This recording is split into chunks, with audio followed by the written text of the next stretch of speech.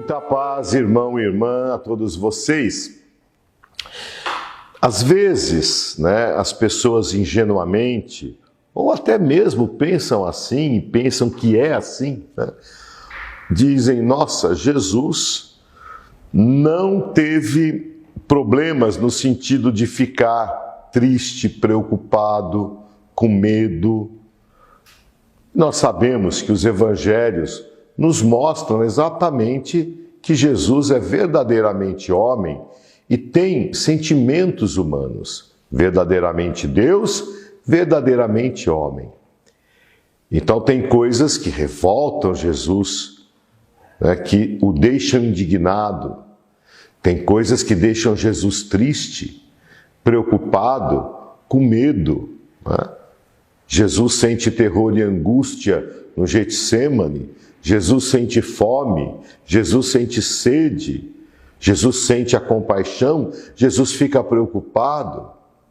O evangelho desse domingo tem uma introdução dizendo que quando Jesus soube da morte de João Batista, ele se retira. É uma retirada estratégica, uma retirada também que demonstra uma certa tristeza, por alguém que não só era parente de Jesus, mas que Jesus admirava, como o próprio Jesus irá elogiar, e alguém que marca, e Jesus sabe, o final do Antigo Testamento, podemos dizer assim, e o Novo. Jesus, João anuncia, é o precursor, é aquele que aponta com o dedo, eis o Cordeiro de Deus. E agora que João já não está mais ali, é a vez de Jesus, então é o momento dele. Chega a sua hora e Jesus se retira. Porém, a multidão vai atrás de Jesus. E qual é a atitude de Jesus? É aqui que está a diferença, talvez, de nós, quando temos medo, como estamos angustiados, como estamos desanimados diante das injustiças que nós vemos que acontece, etc. A atitude de Jesus é dizer, o outro é importante para mim. Mesmo na situação mais, digamos assim, para falar numa linguagem mais simples, de fossa, que Jesus possa estar, ele não perde a perspectiva da novidade do reino. O outro é importante. Então ele olha aquela multidão que foi atrás dele e sente compaixão. Compreende a dor. O outro é sempre mais importante. Talvez esteja aí uma grande receita para toda a nossa vida. Quando nós estamos deprimidos e amuados, entristecidos, e a gente quer sair dessa situação e não sabe como, é preciso olhar para o outro, ter compaixão do outro. E chega um momento que Jesus fala, e agora? Esse povo está aí, eu tenho compaixão deles, mas, como é que fala? Eles não são anjos, é gente de carne e osso, precisa comer. A atitude dos discípulos, é a atitude de uma resposta prática e evasiva, dizer, olha, manda eles procurar alimento, depois eles voltam, Como é que nós vamos dar comida para todos? E exatamente nessa situação, de um lado de crise, de outro lado de compaixão, é que Jesus realiza o milagre da multiplicação dos pães. Dai-lhes vós mesmos de comer. Dai-lhes vós mesmos de comer.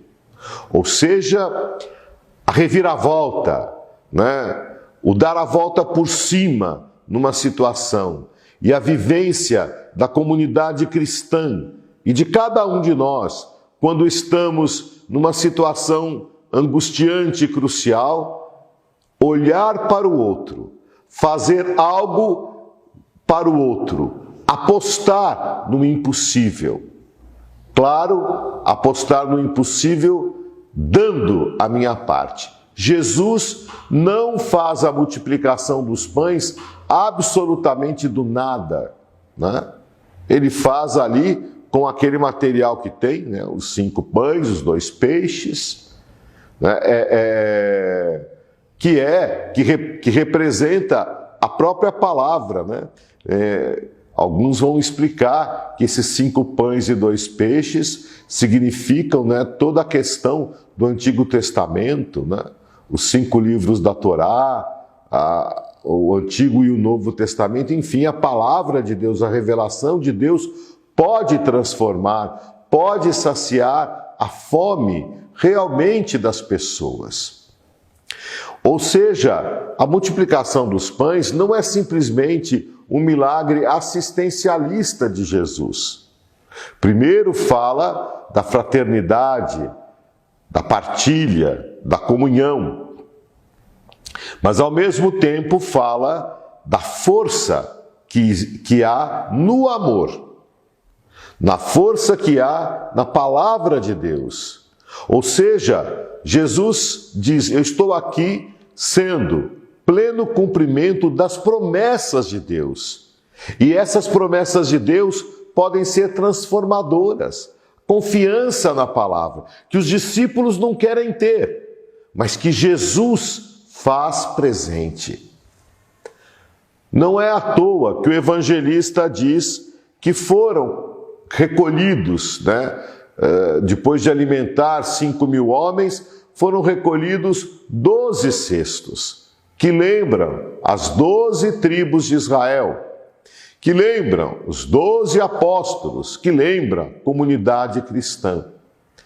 Aquilo que Jesus dá, o pão que Jesus nos dá, aquilo que Jesus ensina, aquilo que se realiza na pessoa de Jesus, é o cerne, a força de toda a pastoral e da evangelização da nossa comunidade.